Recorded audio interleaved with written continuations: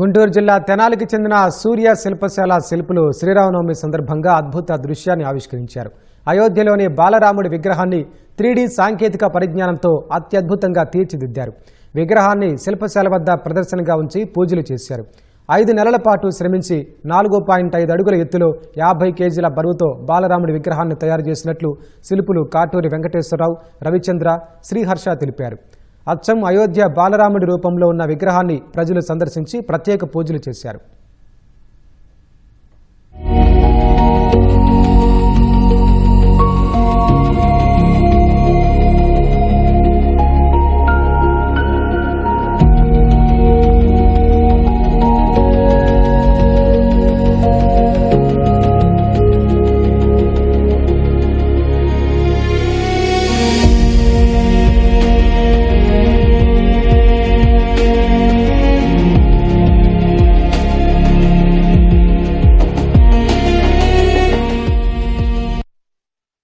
మరి అయోధ్యలో బాలరాముడి విగ్రహం ప్రతిష్ఠ జరిగిన తర్వాత అంత దూరం వెళ్లి బాలరాముడిని అందరూ సందర్శించుకోలేరన్న ఉద్దేశంతో ఒక బాలరాముడి విగ్రహాన్ని తయారు చేసి మా కాటూరి ఆర్ట్ గ్యాలరీలో ప్రదర్శనగా ఉంచాలనుకున్నాం.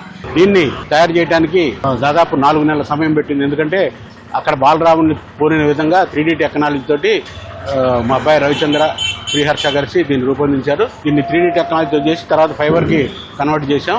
చుట్టూ మగరతోనంలో దశావతారాలని, ఆంజనేయ స్వామి, గరుత్మంతుల విగ్రహాలని, ప్రతి డీటెయిల్ని ఎంతగా అక్కడ అయోధ్యలో ప్రదర్శించే విగ్రహం ఎంత చక్కగా అయితే తయారు చేసాం అంతే చక్కగా ఈ విగ్రహాన్ని తయారు చేయడానికి ప్రయత్నించాము.